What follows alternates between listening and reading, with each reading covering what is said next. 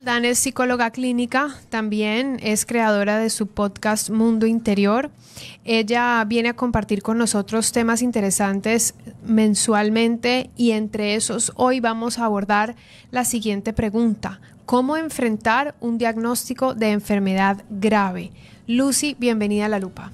Gracias, Clarita, como siempre, yo muy contenta de estar aquí compartiendo pues este programa que hemos diseñado todo el año con una temática particular, pensando pues en las necesidades de las personas que escuchan tu programa. El tema de hoy, el enfrentar un diagnóstico de enfermedad grave, aclarar que creo que cualquier diagnóstico trae sus implicaciones porque significa que va a haber cambios en tu vida y si es una enfermedad grave, muy probablemente esos cambios sean muy significativos. Entonces, la primera cosa es considerar que hablar de esto es fundamental porque quien la enfrenta y sus familiares van a estar bajo una situación de estrés generado por los cambios que trae ese diagnóstico. Claro, estamos hablando de este impacto que puede generar el saber que tal vez pierdes el control de ti y de tu cuerpo y tal vez que de tu familiar, que llegó una noticia que no te la esperabas, y ahí hay muchos matices, entre esos en que tal vez físicamente vienes sintiéndote mal y no entiendes el por qué y luego vas a llegar a entenderlo, y tal vez había muchas dudas en el camino y llega una especie de certeza con un diagnóstico, pero adicional a eso se le va a sumar un problema emocional importante. Y eso es parte de por qué hablar de esto. Siempre va a haber un conjunto de emociones. Mientras más grave la enfermedad, pues va a haber más conmoción emocional, y estar en shock al principio, como que nos cuesta creer que lo que nos está diciendo este doctor es verdad, va a ser lo primero que vamos a tener emocionalmente. Luego va a haber un conjunto de emociones que van desde el miedo, las preguntas que suscita. Mencionaste un dato importante y es entre venir con la angustia de qué tengo y ya saber. Creo que la mayoría preferimos una certeza negativa a una incertidumbre constante, pero al mismo tiempo esta certeza nos puede asustar muchísimo, quizá por las ideas que tenemos preconcebidas frente a esa enfermedad, por las historias que tenemos al lado de personas que han sufrido enfermedades similares. Y muy importante, creo, el momento de la vida en el que nos ocurre esto. Como cualquier circunstancia, como que si tenemos unas condiciones más favorables, ese diagnóstico va a ser más llevadero, pero si además estoy pasando por un momento económico difícil o cualquier otra situación que esté generando un malestar, vale la pena que lo pongamos como en parte de lo que trae de dificultad asimilar este proceso.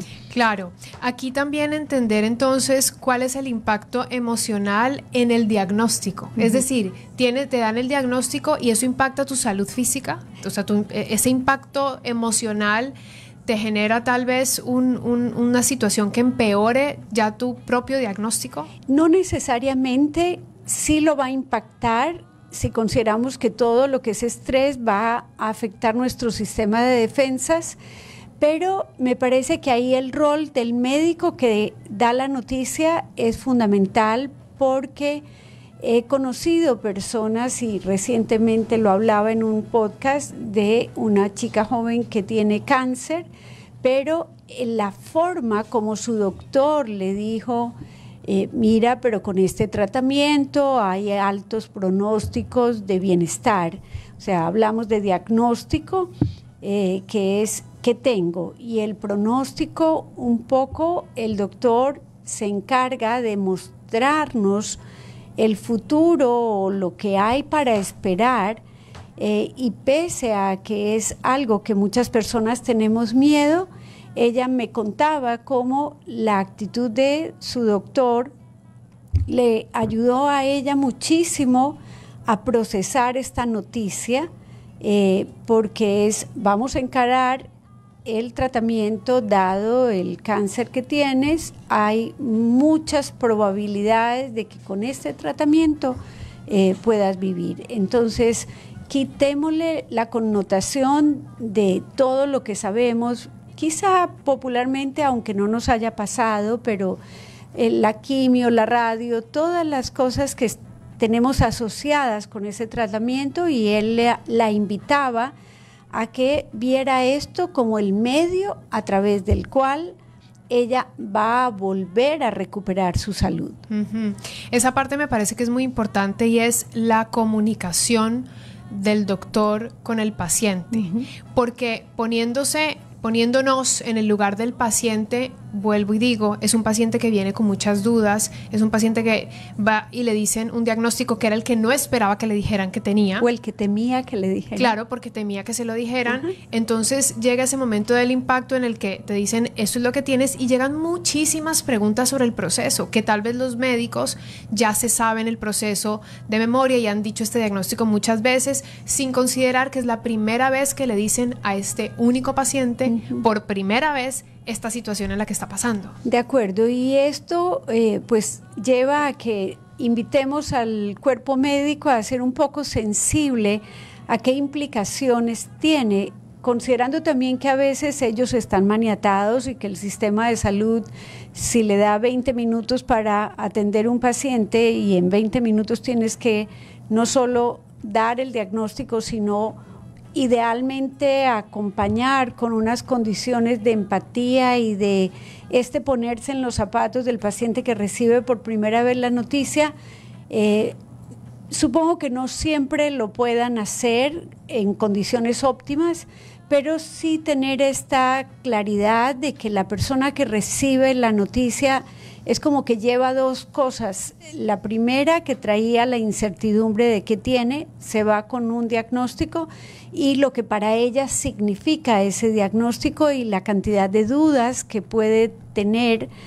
Y ahí muy importante como que todos tengamos como la postura de, antes de irnos a buscar en Google o en cualquier otra fuente, a veces la historia de cada persona es distinta, entonces yo tal vez me voy y cuento a otra persona y a ella le ha pasado algo terrible con un diagnóstico parecido al mío, entonces en vez de yo ayudarme, como que sin querer me meto en una cosa que me da más angustia. Entonces, si el doctor que dio la noticia, por la circunstancia que sea, yo no sentí que hubo el suficiente tiempo, la suficiente empatía, siempre pensar que como personas estamos en el derecho de pedir una segunda opinión, de buscar, doctor, no quedé tranquila, tengo estas inquietudes, ¿en qué otro momento puedo tener una consulta para responder mis inquietudes? A veces también, como no todas las personas como que procesamos las cosas inmediatamente, y entonces las preguntas surgirán al otro día o a los varios días después del diagnóstico. Entonces, darse el espacio y validar esto como parte de las emociones que acompañan el diagnóstico. Tener la claridad de que yo puedo tener 1.000.000 de dudas antes de emprender un tratamiento o antes de hacer algo. Tengo la posibilidad de responder esas dudas con el doctor mismo que me atendió o con otro, para que no empiece a esos vacíos de información a llenarse con informaciones distorsionadas o claro, no que veraces. Google puede contestar cualquier cosa, que son casos muy genéricos y que seguramente da las conclusiones más apocalípticas y catastróficas versus los múltiples caminos que hay para cada caso. Y así es, y el miedo seguramente lo lleva a uno a encontrar más esas explicaciones, a fijarse más claro. en esas posibilidades negativas en vez de fijarse en las historias de éxito frente a ese problema. Reconocer básicamente que sí, quien recibe un diagnóstico de enfermedad grave es como que tuviera 3 cargas emocionales. La primera es esto de qué es lo que tengo. Lo segundo, las implicaciones, porque cuando hablamos de una enfermedad grave, tiene que haber tratamiento para esa enfermedad y ella misma, la enfermedad, va a afectar mi salud o mi funcionamiento en distintas áreas de la vida y hasta la posibilidad de que yo muera, y esto acompaña el diagnóstico de la enfermedad grave. No todos estamos preparados, aunque sepamos que nos vamos a morir, vienen todas estas inquietudes. Y por eso decir a quien reciba y a los familiares, reconocer que esto es normal que suceda, que haya toda esta confusión o toda esta carga emocional, y darse el espacio para ventilar esa carga emocional, para poner sobre la mesa todas las angustias que acompañan y no tomar decisiones rápidas que tal vez puedan hacer que la persona luego se arrepienta. Sí, justo te quería preguntar por esos 2 campos de apoyo. El primero, el de la familia, porque creería yo que lo más normal es que la familia se entere de este diagnóstico y apoye en ese diagnóstico, pero también hay casos, y no creo que son tantos, que la persona decide no compartir el diagnóstico y llevar consigo esa enfermedad. ¿Qué tanto puede ser beneficioso para la salud mental de un paciente vivir este proceso solo?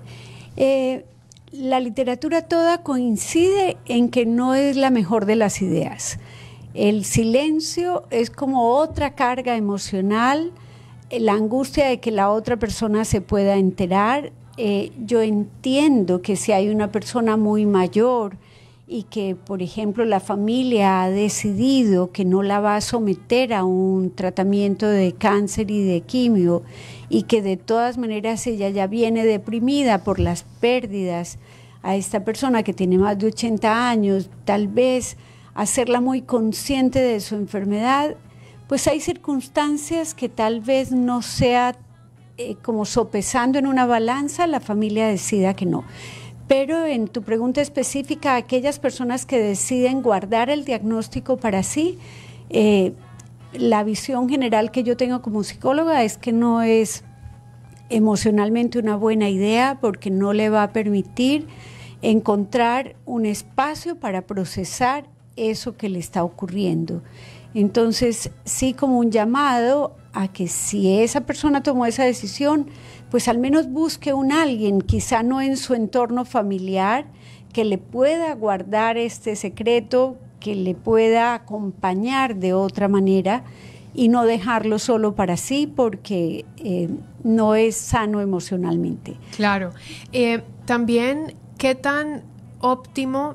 Pues me parece tal vez que pueda ser obvia la respuesta, pero ¿qué tan óptimo sería que una vez haya un diagnóstico, la persona también decida empezar un proceso de consulta de salud mental? Es decir, empezar un proceso con una psicóloga o un psicólogo y decir, mira, me acaban de diagnosticar de esto, necesito, aparte del tratamiento clínico que tengo que llevar, pues que me acompañes en este proceso. Es muy válido, y de hecho hay una subespecialidad de psicología que es la salud, y acompaña, y hay personas que se especializan en acompañar enfermedades que tienen, por ejemplo, un pronóstico de muerte próximo, o sea, enfermedades que se diagnostican como terminales, o que no tienen pues una esperanza muy alta de vida, pero hay veces donde la persona también enfrenta una enfermedad degenerativa que puede ser grave en las mismas condiciones de lo que define una enfermedad grave. Es, primero, que requiera un tratamiento particular, es decir, que solita, solo con el paso del tiempo, pues la persona no se va a mejorar, que ese tratamiento más la enfermedad van a afectar la salud de ese individuo y la vida de la persona en general y de sus familiares, porque son los recursos económicos, son las interferencias que tiene con la vida. Entonces, el acompañamiento psicológico, especialmente en enfermedades donde la persona sabe que va a ir deteriorándose, por ejemplo, ante un caso como ELA, o que es esta hemiplegia lateral, que la persona tiene conocimiento de que va a haber un deterioro, o en otros casos como el Parkinson, hay enfermedades donde la persona sabe que asociado con la enfermedad, quizá no en el primer año, pero posteriormente va a haber un deterioro. Es muy pertinente el acompañamiento psicológico, hasta para dar estrategias de no estar pensando todo el día en la enfermedad. Ese estilo de situaciones son parte de lo que un psicólogo especializado en salud haría para acompañar pacientes que ya tienen un diagnóstico. Claro, no estar pensando todo el día en la enfermedad, debe ser vital. Es muy importante porque, de hecho, me haces pensar en un libro que es un testimonio de un profesor que vivió un diagnóstico y cómo él lo procesaba. Era un profesor de psicología, esto es basado en una historia verdadera. El libro se llama Conversaciones con Morrie. Morrie es el nombre de un profesor y el libro lo escribe uno de sus alumnos, se llama Mitch Albom. Albom como álbum de fotos, pero con O. Él dice que la primera cosa cuando le dieron el diagnóstico fue decir, yo aquí con esta perspectiva de que lo que me va a pasar y el mundo afuera como si nada estuviera pasando. Ese fue la forma como él expresó ese estado de shock, que me parece pertinente también decirlo en este momento, porque puede ser lo que muchas personas experimentan. Es como, yo aquí con este impacto y el mundo afuera continúa. Y lo segundo es que él decía, sí, yo me di unos días para llorar, para sentirme mal, para sentir pena de lo que me iba a pasar a mí, de lo que yo sabía que me iba a pasar, y empezar a pensar cómo voy a vivir el tiempo que me queda. Él lo dice en el libro que fue una maravilla, que le hizo plantear la vida del mejor modo posible a partir de allí, como que su enfermedad le dio unas cosas muy positivas. Pero él dice, yo traté de darle a la enfermedad un espacio limitado. Es decir, de tal hora a tal hora del día me dedicaba a buscar información, llamaba a expertos, programaba mis citas médicas, hacía mis remedios, pero de tal hora a tal hora no había espacio en mí para pensar en la enfermedad. Y me pareció súper sabio y trato de aplicarlo en mi vida, no solo en eso. Es una historia verdadera y es un psicólogo, profesor. Real. Sí. Conversaciones con Morrie de Mitch Albom. En inglés se llama Martes con Morrie, Tuesdays with Morrie, pero se tradujo al español como Conversaciones con Morrie. Mira, porque seguramente habrá alguien que quiere buscarlo. Siempre me pasa que cuando citamos libros me preguntan después, por eso lo repito, así que válida tu recomendación. Y también te quería comentar algo. Estamos conversando con Lucy Roldán, para quienes se conectan apenas ahora, y nuestro tema es cómo enfrentar un diagnóstico de enfermedad grave. Tengo dos preguntas más para finalizar nuestra conversación, pero he escuchado esto de un diagnóstico no es un pronóstico. Y también tiene que ver con eso, ¿no? Con la percepción de mi diagnóstico y con cómo reconozco los procesos de otros y que tal vez los asocio con el mío. De acuerdo. Siempre la evolución de una enfermedad va a depender del individuo. Es que no hay nada más veraz que podamos decir con relación a los seres humanos que depende de las circunstancias particulares. Sabemos que la motivación para salir adelante de una enfermedad a veces afecta hasta el punto de tener un mucho mejor pronóstico del que la medicina había establecido. Es decir, una buena actitud, yo me voy a recuperar, yo voy a hacer todo lo necesario voy a seguir las indicaciones médicas, por supuesto, pero voy a tener una actitud favorable, tengo muchos motivos para vivir, hace que personas prolonguen su vida, esta actitud positiva. Y al revés, cuando alguien como que la coge esta enfermedad con un estado de ánimo depresivo y ya para qué voy a vivir, entonces muy válido de que no necesariamente un diagnóstico es un pronóstico. Si consideramos que sí hay una, porque la investigación en medicina también es muy fundamentada. Si yo tengo miles de estudios que la evolución de esta enfermedad es en esta dirección, sí hay una probabilidad más alta de experimentar una determinada cosa. El pronóstico siempre habla de futuro, es pro. Entonces, ese pronóstico que me dan, que puede ser con base en la estadística, es muy probable que con mis características individuales, tal vez cómo yo he manejado mi vida, si he tenido buenos hábitos, si hago un abordaje integral de mi salud, tal vez yo pueda ir en contra de ese pronóstico, porque no se sabe, a ciencia cierta no se sabe. Claro. Lucy, si tuviéramos que concluir brevemente, ¿qué mensaje le dejaríamos a la audiencia? En principio que ya hay una carga emocional importante cuando se recibe un diagnóstico de enfermedad grave.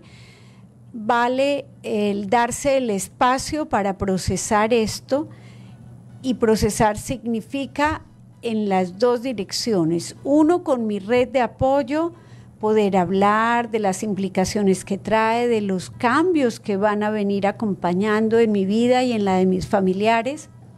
Y por el otro lado, que la información es poder, que el individuo que recibe un diagnóstico así tiene la posibilidad siempre de informarse adecuadamente para que las dudas que acompañan el diagnóstico puedan ser resueltas de forma adecuada y no se llenen o con la experiencia negativa de alguien o simplemente con los miedos de uno.